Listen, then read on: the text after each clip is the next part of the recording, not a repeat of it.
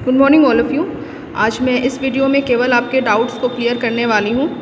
तो सबसे पहला डाउट जो आपके द्वारा पूछा गया है कि मोनेरा में जो कोशिका भित्ति है वो सेलुलोज रहित है। मे बी ये लाइन आपको समझ में न आ रही हो, शायद इसीलिए आपने पूछा है। तो कोशिका भित्ति को हम इंग्लिश में क्या बोलते हैं? सेल वॉल बोलते हैं। बिल्कुल सही लिखा हुआ है कि मोनेरा में जो कोशिका भित्ति होती है वो सेलुलोज रहित होता है, क्योंकि उसमें कोशिका भित्ति तो पाई जाती है, बट थोड़ा सा पीछे जाके आप याद करो, क्या वो जो सेल वॉल वो क्या सेलुलोज से बनी होती है? बिल्कुल नहीं। जो मोनेरा में मोस्टली आपके बैक्टीरिया पाए जाते हैं, और बैक्टीरिया के जो सेल वॉल होते हैं वो पेप्टाइड और ग्लाइकन के बने हुए होते हैं, और जो आर्की बैक्टीरिया होते हैं उनके बने हुए होते हैं म्यूरामिक एसिड से।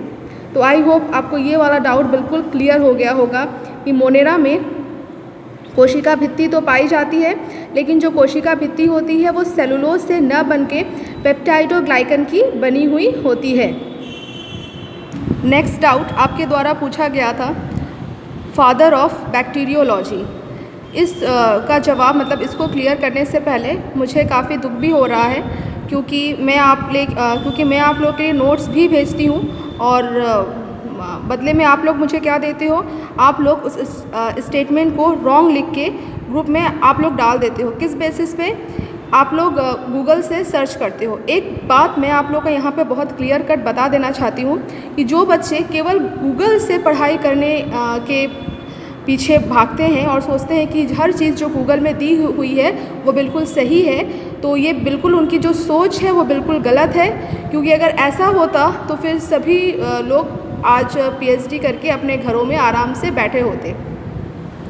गूगल में जो इन्फॉर्मेशन फीड की जाती है वो हम ही जैसे पर्सन्स के द्वारा या आप लोग जैसे पर्सन्स के द्वारा फीड की जाती है। तो जो लोग हम लोग गूगल में डालेंगे वही चीज़ों को वो हमको शो करेगा। इसलिए गूगल में या इंटरनेट में दी हुई सारी चीज़ें 100% ऑथेंटिक नहीं होती हैं। इस बात का आपको ध्यान रखना है। तो जो जीवाणु विज्ञान का जनक है उनको फादर ऑफ बैक्टीरियोलॉजी बोला जाता है एंटोनी वॉन लुएनहॉक। जीवाणु की खोज सर्वप्रथम हॉलैंड निवासी एंटोनी वॉन लुएनहॉक ने की थी। इन्होंने सन 1676 में अपने द्वारा बनाए गए सूक्ष्मदर्शी की सहायता से पानी, लार, अपने दांतों के मैल में कुछ सूक्ष्म जीवों को देखा तथा एनिमलकुलस का नाम दिया। इनको जीवाणु विज्ञान का जनक फादर ऑफ बैक्टीरियोलॉजी कहा जाता है। एरनबर्ग ने 1829 में सर्वप्रथम जो बैक्टीरिया का नाम है वो एरनबर्ग के द्वारा दिया गया था। तो ये तो है अरिहंत की बुक, ये मैंने आपको अरिहंत की बुक से दिखाया। अब देखो, ये जो बुक है ये आपकी विद्या पब्लिकेशन की बुक है। तो विद्या पब्लिकेशन की बुक में क्या लिखा हुआ है कि जीवाणु की खोज सर्वप्रथम हॉलैंड निवासी एंटोनी वॉन लुएनहॉक ने की थी, और इन्होंने इसका नाम एनिमलकुलस रखा था, और इनको फादर ऑफ बैक्टीरियोलॉजी कहा जाता है।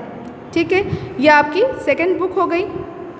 तीसरी बुक देखो, ये बुक जो है वो नूतन पब्लिकेशन की है, और इसमें क्या लिखा हुआ है? जीवाणु की खोज हॉलैंड निवासी एंटोनी वॉन लुएनहॉक ने की थी, और इनको फादर ऑफ बैक्टीरियोलॉजी बोला जाता है। क्या समझ में आया आप लोगों को? यहाँ पे मैंने आपको एज ए रेफरेंस के तौर पे तीन बुक्स को यहाँ पे मैंने दिखाई। अब आपको ये क्लियर करना है कि बुक्स में लिखी हुई बातें सही हैं कि गूगल में जो बातें लिखी हुई हैं वो सही है। ठीक, गूगल में जैसे लुई पास्चर हैं, इन्होंने भी बहुत सारे जो माइक्रो ऑर्गेनिज्म है उस पर उन्होंने बहुत सारे रिसर्च किए हैं, और जो फर्मेंटेशन की जो क्रिया है जो कि सूक्ष्म जीवों द्वारा की जाती है, जिसके आधार पर उन्होंने जर्म थ्योरी ऑफ डिजीज़ को दिया है। तो इनका काम ये है। लुई पास्चर के बारे में भी आपको आगे पढ़ने को बहुत अच्छे से मिलेगा। फिलहाल अभी के लिए फादर ऑफ बैक्टीरियोलॉजी कौन है? एंटोनी वॉन लुएनहॉक है। और मैं ये बिल्कुल लास्ट बार आपसे मैं बोलना भी चाहती हूँ कि कोई भी चीज़ को ग्रुप में, क्योंकि ग्रुप में सारे बच्चे हैं, और आप किसी भी चीज़ को इस तरह से डायरेक्ट वे में रॉन्ग लिखकर अगर इसके बाद अगर आता है तो फिर मुझे तो कुछ बोलना नहीं है। आप इस तरह से खुद ही सोचो कि आप क्या चीज़ को शो कर रहे हो, आप अपनी बुद्धि को दिखा रहे हो। तो बिल्कुल आज के बाद इस तरह से किसी भी तरह का कमेंट नहीं आना चाहिए। यहाँ पे मैंने रेफरेंस के तौर पे आपके सामने 3 बुक्स को रखा। अगर आपके पास कोई और भी दूसरी भी पब्लिकेशन की बुक है, यहाँ पे मैंने अरिहंत, नूतन एंड विद्या पब्लिकेशन की बुक को एज ए रेफरेंस के तौर पे लिया है। आपके पास किसी दूसरे पब्लिकेशन की भी बुक है तो आप उसको भी देख सकते हो। और प्लीज़ ध्यान रखना कि कोई भी चीज़ गूगल पे अगर आप सर्च करते हो, आपको अगर आंसर मिल जाता है तो उस पर तुरंत विश्वास मत कर लेना, उसको एक बार बुक में भी खोजने की कोशिश करना। अब नेक्स्ट जो डाउट है जो आपके द्वारा पूछा गया था, सिस्टम ऑफ क्लासिफिकेशन, वर्गीकरण करने की 3 पद्धतियाँ प्रचलित है। पहला है प्राकृतिक पद्धति। प्राकृतिक पद्धति जिसमें अनेक तुलनात्मक लक्षणों पर आधारित ये वर्गीकरण होता है। इसमें हम क्या करते हैं, इसमें हम किसी भी पौधे या किसी भी जंतु है उसके बाहरी लक्षण को भी लेते हैं और उसके आंतरिक लक्षणों को भी लेते हैं। बाहरी लक्षण मतलब वो किस तरह का दिख रहा है, मान लो कि अगर कोई जानवर है तो उसकी स्किन कैसी है, उसकी आँखों की संरचना कैसी है। और आंतरिक संरचना का मतलब क्या है, उसकी हड्डियों का शेप क्या है, उसमें ब्लड का सर्कुलेशन किस तरह से हो रहा है, उसमें किडनी की संरचना कैसी है। मतलब बाह्य लक्षण भी लेंगे, आंतरिक लक्षण भी लेंगे।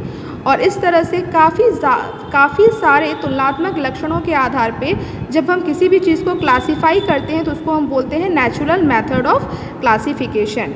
ये जो क्लासिफिकेशन है इस आधार पे जो बेंथम एंड हुकर का जो क्लासिफिकेशन है वो क्या है, वो प्राकृतिक पद्धति पर आधारित है। बेंथम एंड हुकर सर ने क्या किया था, पौधों के जो पेड़ पौधे होते हैं उन्होंने पौधों के बाहरी लक्षणों को भी लिया और पौधों के आंतरिक संरचना को भी लिया। इस तरह से काफ़ी ज़्यादा तुलनात्मक लक्षण लिए, जैसे उनकी पत्तियों की संरचना, पत्तियों में रंध्रों की उपस्थिति और उसमें उत्तकों की संरचना, फिर उसमें जाइलम की संरचना किस तरह से है, जाइलम वहाँ पे कितने प्रकार के हैं, फ्लोएम के किस तरह से उपस्थित हैं, जड़ की संरचना कैसी है, जड़ की बाहरी संरचना कैसी है, आंतरिक संरचना कैसी है।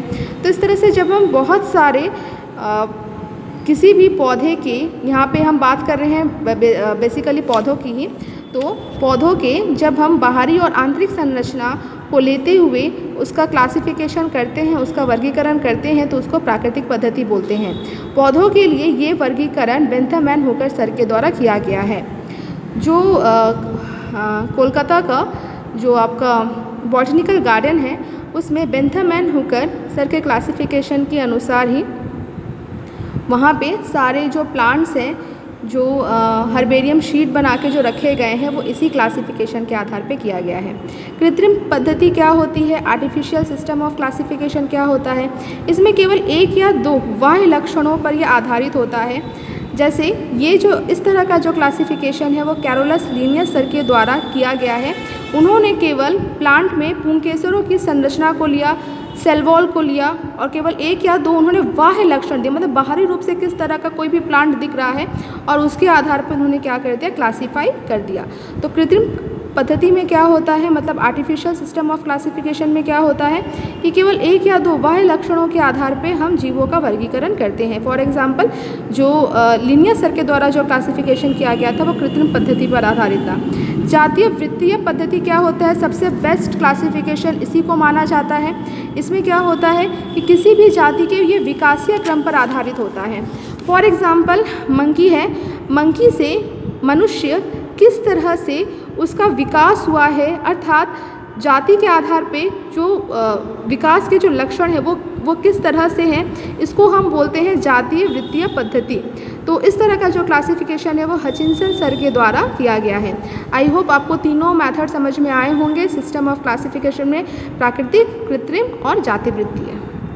नेक्स्ट आपके द्वारा जो डाउट पूछा गया था, आप लोग कंफ्यूज थे कि जो मोनेरा है, मोनेरा को किसने प्रतिपादित किया है, मतलब मोनेरा क्लास किसके द्वारा दिया गया है। तो देखो वो यहाँ पे लिखा हुआ है कि हर्बर्ट एफ कोपलैंड द्वारा इसको प्रतिपादित किया गया है। एक्चुअल में बात यह है कि कोई भी चीज़ जैसे बैक्टीरिया है या फोटोसिंथेसिस का प्रोसेस आपने बहुत अच्छी तरह से अब तक शायद पढ़ा होगा 10th तक, तो उसको देने में एक साइंटिस्ट का हाथ नहीं होता है, मल्टीपल नंबर ऑफ साइंटिस्ट होते हैं और अलग अलग साइंटिस्टों के द्वारा उसको दिया जाता है। तो आपको ये तो पता ही है कि मोनेरा से पहले प्रोटिस्टा को रखा गया था मोनेरा से पहले प्रोटिस्टा को रखा गया था। और प्रोटिस्टा को किसके द्वारा रखा गया था?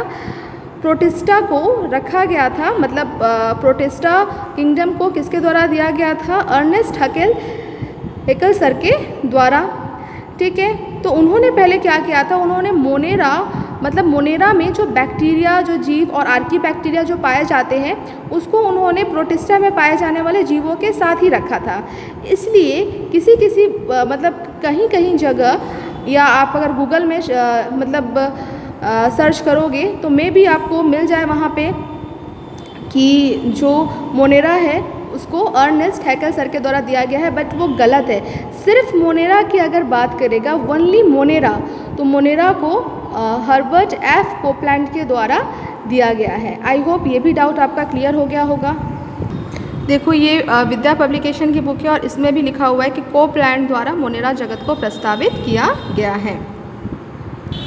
और आपके द्वारा पूछा गया था कि बैक्टीरियोफेज क्या होते हैं।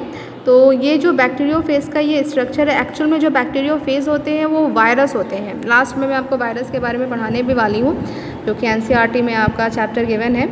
तो ये जो बैक्टीरियोफेज हैं ये क्या करते हैं? ये एक तरह से सेक्सुअल रिप्रोडक्शन ऑफ बैक्टीरिया में हेल्प करते हैं। और बैक्टीरियोफेज के द्वारा जो सेक्सुअल रिप्रोडक्शन का प्रोसेस किया जाता है उसको बोलते हैं ट्रांसडक्शन बोलते हैं। ठीक है, उसको क्या बोलते हैं? उसको ट्रांसडक्शन बोलते हैं। इसमें होता क्या है? ये जो बैक्टीरियोफेज हैं ये क्या करते हैं? ये बैक्टीरिया पर इस तरह से अटैक करते हैं और इस वायरस के अंदर, दैट मीन्स इस बैक्टीरियोफेज वायरस के अंदर जो उसका जो डीएनए होता है, बैक्टीरियोफेज के अंदर उसका जो डीएनए होता है वो क्या होता है? वो बैक्टीरिया में रिलीज़ कर दिया जाता है।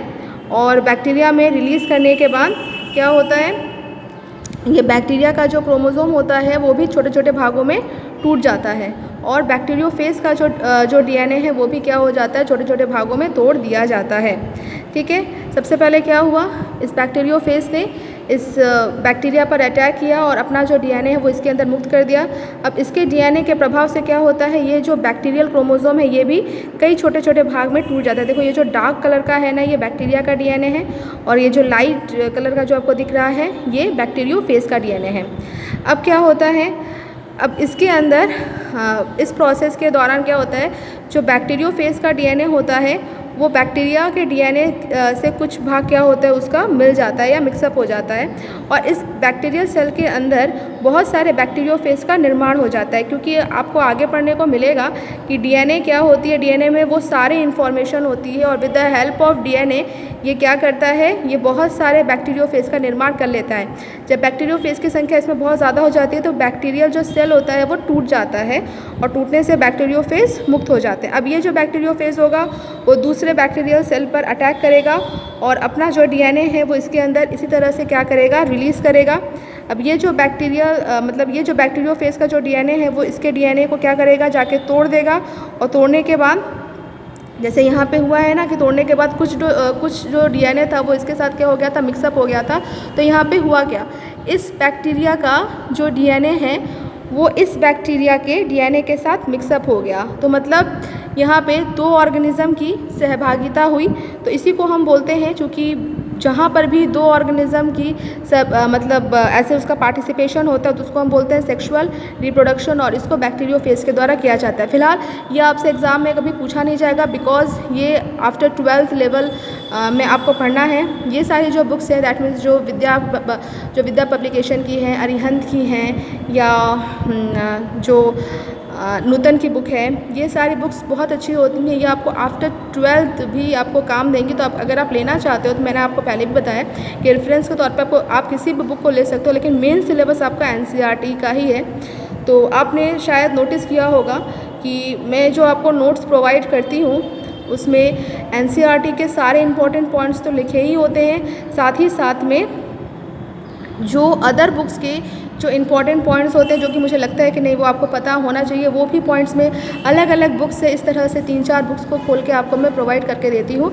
लेकिन अब जब मैं 3rd चैप्टर पढ़ाना स्टार्ट करूँगी तो आप लोगों के ये जो बिहेवियर है इसकी वजह से अब से मैं आप लोगों को 3rd चैप्टर का नोट्स प्रोवाइड नहीं करूँगी। ठीक है, तो आई होप आई होप आपको पूरा अच्छी तरह से समझ में आया होगा। Thank you.